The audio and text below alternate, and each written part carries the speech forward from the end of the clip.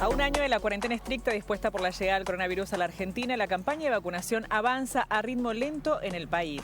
La escasez de vacunas complica los planes del gobierno y condiciona la estrategia para enfrentar una segunda ola de COVID-19. El contexto deja expuesto a los adultos mayores que no han sido inmunizados. Y una frase contundente del doctor Eugenio Semino: los jóvenes que se vacunaron contra el coronavirus firmaron una condena de muerte para cada uno de los adultos mayores. El doctor Eugenio Semino es defensor de la tercera edad. Con él vamos a empezar a hablar de este tema, por cierto, preocupante, un tema que hay que empezar a ocuparse en lo inmediato, y una movilización también que realizaron el día sábado. Doctor, bienvenido, ¿cómo le va? Buenas tardes. Buenas tardes, doctor.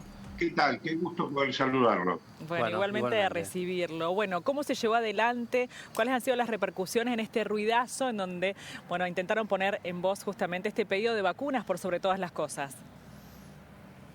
Bueno, ese fue el objetivo, es decir, los adultos mayores del país, que no podemos ni debemos movilizarnos en razón de la autoprotección que hoy necesitamos. Simplemente hicimos en los diversos pueblos, ciudades, una manifestación simple que es ruido en la ventana de nuestras casas, en la puerta, en las terrazas, en los balcones, para advertir que realmente, y tal cual se señalaba al presentar esta nota, viene muy lenta la vacunación. Es decir, en el país no hay vacunas ni hay ritmo de vacunación.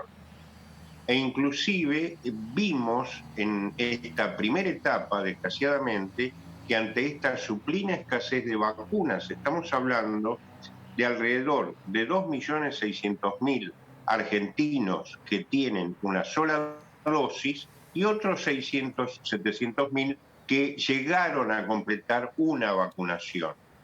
Lo que estábamos viendo es precisamente que los adultos mayores, que después del personal esencial de salud, tal cual lo fija el propio protocolo del 23 de diciembre del Ministerio de Salud de la Nación, tenían que ser inmediatamente vacunados, cosa que no viene aconteciendo, y sí vimos y vieron ustedes y vio el país cómo irregularmente muchos funcionarios, muchos amigos del poder, en las provincias, en la ciudad de Buenos Aires, muchos inclusive con responsabilidades de gobierno, que al día de hoy a mí me llama la atención cómo no renunciaron o cómo no se les pidió la renuncia, precisamente por lo que ustedes señalaban y que yo dije tal vez de forma muy descarnada, porque es tal cual. Es decir, ante esta escasez de vacuna, cada vacuna que usó un joven robusto, un joven cuyos efectos de la COVID como enfermedad iban a ser poco significativos, en ese momento que se aplicó la vacuna, le quitó la posibilidad de recibirla a un adulto mayor, a un adulto mayor Doctor, que tal vez ha fallecido o a un adulto mayor que tal vez esté en una terapia intensiva. Claro, doctor, ¿y a quién responsabiliza por esta falta de vacunas o por este criterio de distribución de vacunas que se ha llevado adelante hasta el momento? Mire, las políticas de salud son políticas de resultado. Es decir, quienes trabajamos en geriatría, en gerontología, más allá de leer lo que se hace políticamente, mucho más no podemos avanzar en términos de esa responsabilidad. Lo que es evidente que las 20 millones de dosis de vacuna que iban a llegar al 28 de febrero nunca llegaron, que los 20 millones restantes que a partir del 1 de marzo iban a llegar al país, al día de hoy no llegaron, y que lo que sí está llegando, y desgraciadamente es verificable en términos de lo que ha sido el mundo, es la segunda ola en el virus. Y acá tenemos algunos problemas que son básicos. El viernes pasado decía la ministra de Salud, no estamos en la misma situación que el 20 de marzo del año pasado. Y yo creo que no lo estamos, no estamos en la misma situación. Hoy hay una tragedia humanitaria en el mundo y en Argentina. En Argentina fallecieron 54.000 argentinos, de los cuales el 83% eran adultos mayores. Y de las 3.500 camas de terapia intensiva que hoy están ocupadas, el 90% la ocupan adultos mayores. Tenemos dos grandes carencias desde el punto de vista del sanitarismo. Tuvimos muy pocos test y los seguimos teniendo.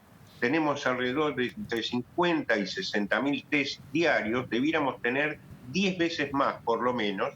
¿Por qué? Porque ante la falta de vacunas necesitamos detectar precozmente para poder aislar. Y en paralelo, hoy ya existe la vacunación en el mundo. Hay lugares que se está haciendo masivamente, otros lugares que está más rezagada, y lo que planteamos, lo hemos planteado desde la Defensoría, lo he planteado como presidente de la Sociedad Iberoamericana de Geriatría y Gerontología. Lo que necesitamos es que todas las autoridades de rango institucional, en lo provincial, en lo nacional, en lo municipal, asuman la condición de la emergencia que se está viviendo, que se deje de pensar en qué resultados electorales, en qué encuesta, en qué grupo político, y todos se aboquen a salir a buscar la vacuna. Es decir, no hay nada que le impida a las diversas jurisdicciones ir a buscar vacuna al mercado o buscar lo que se llama en el circuito de la vacuna de diplomacia, que es cuando un Estado está en emergencia y no tiene posibilidades de conseguir en el mercado de la vacuna, requerir a otros estados la ayuda, el adelanto de vacunas, el adelanto de cantidades. Lo ha hecho hace pocos días Chile, mandando vacunas a Ecuador y a Paraguay para vacunar el sector esencial de salud.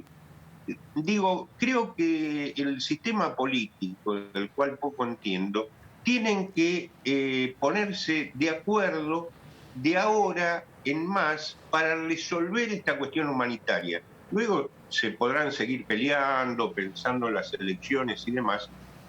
Si no, me parece que ante una segunda ola, con tantos huéspedes, con tanto grupo de riesgo, que recordemos que el grupo de riesgo somos 7,5 millones de adultos mayores, pero a su vez los 5 hay millones, alrededor de... Sí, perdón, claro. Es decir, hay otros 5 millones prácticamente, por lo menos, donde encontramos los insulinodependientes, que son 300.000 y son de un riesgo absoluto, 70.000 trasplantados, tenemos cientos de miles pacientes oncológicos que están en tratamiento, los cardíacos severos, los respiratorios severos, es decir, tenemos que contemplar a esa gente con comorbilidades y a los adultos mayores, que estamos todos en la cornisa. Por eso, más que lo discursivo, hay que apelar a lo efectivo. Lo efectivo es conseguir vacunar, testear y aislar. Si no, este drama que estamos viviendo, esta tragedia que estamos viviendo, se puede multiplicar por muchos casos más, y una vida no vale nada, pero Doctor, nada vale más. Hay una cifra vida que preocupa de 3.500 personas en terapia intensiva, hay un 90% de adultos 90%. mayores. Qué poco se piensa en los adultos mayores. También pensaba, mientras usted hablaba, en la cruenta situación que vivieron los adultos mayores en la primera etapa de pandemia, ¿no? En ese encierro. Y coronar con una situación tan mediocre, que es esta instancia de la luz al final del túnel de la vacunación, de tener números tan altos de adultos mayores con tantas posibilidades de fallecer causa del COVID, ¿no? Sí, yo creo que inclusive, si quiero hacer una apreciación, viví todo este año en relación y dentro de los hogares, de las residencias de larga estadía, los dramas que he presenciado y las muertes innecesarias, que son evitables absolutamente, de haber habido testeos a tiempo, aislamientos a tiempo, nos hacen saber que esto es en muchas de las situaciones evitable, que hay cuestiones que se han dejado de lado. Por ejemplo, al tener tantos hospedajes, tantos huéspedes y no tener testeos, hoy tenemos que hay nuevas cepas, hay mutaciones como la de Manaos, la del Reino Unido, que hace 72 horas se detectaron circulando, por ejemplo, en Córdoba, que tenemos que tomar en cuenta que no solo podemos tener las consecuencias que ya describía, sino que pueden perder eficacia las propias vacunas, claro, que hoy lo son. Por eso es muy, muy importante el no guetificar el tema del adulto mayor. Total, en definitiva, somos los viejos los que nos morimos. Es decir, es mucho más complejo desde el punto de vista epidemiológico para toda la comunidad. Y le cierro la idea. Yo creo que hay hoy un apartheid etario, es decir, es como cuando uno va a un velorio y pregunta la edad, ¿no? Es decir, y empiezan los dichos, y vivió su vida, ya crió sus hijos. En realidad se le pone un punto final, que es conceder a la pandemia la condición de decidir sobre nuestras cuestiones humanitarias. Y nosotros, los gerontólogos, los geriatras, no nos rendimos frente a eso, porque siempre hay un aporte que se hace desde el adulto mayor. Cada adulto mayor es un pedazo de la historia de nuestra cultura. Sin duda. Y somos el espejo que adelanta en el cual se ven los jóvenes, ¿no? Doctor, ha sido muy claro y muy realmente concreto, una situación como siempre, justamente, bueno, de vulnerabilidad y de riesgo realmente desesperante, ¿no? Sí, sí, y por todos momentos los adultos mayores. Innecesario también. ¿Siente, doctor, que han escuchado su pedido de alguna manera, esta intención de hacer un ruido justamente para que los mayores no quieren morir en silencio? Mire, ha aparecido primero un avión que ya estaba programado. Salió una declaración inmediatamente señalando que las 300.000 dosis que traía eran para aplicar a adultos mayores. Y después, el día domingo, a la madrugada, salió un nuevo avión que no estaba previsto, ahora, que trae alrededor de 500.000 dosis, de las cuales 300.000 son para primera dosis y las otras 200.000 para segunda dosis. Concluyo con algo que es importante tener en cuenta. Es muy difícil mantener ritmo de vacunación cuando hay tanta alteración e imprevisión, es decir, no se sabe qué tipo de vacunas. En un momento dado hay una logística para 18 bajo cero y en otro momento, si viene Oxford AstraZeneca, tenemos simplemente una heladera común para mantenerla. Y hoy se está vacunando alrededor promedio, en el mejor momento, de 100.000 personas por día. Para llegar al objetivo que hoy fijó públicamente el presidente, hay que vacunar 400.000 personas diarias. Esto es muy complejo, hay que tenerlo bastante lejos, claro. Es un número muy lejano. Doctor, muy claro como siempre, muy amable para el contacto con nosotros. Doctor, muchísimas gracias. Son muy amables, gracias por el tiempo. Por favor, adiós.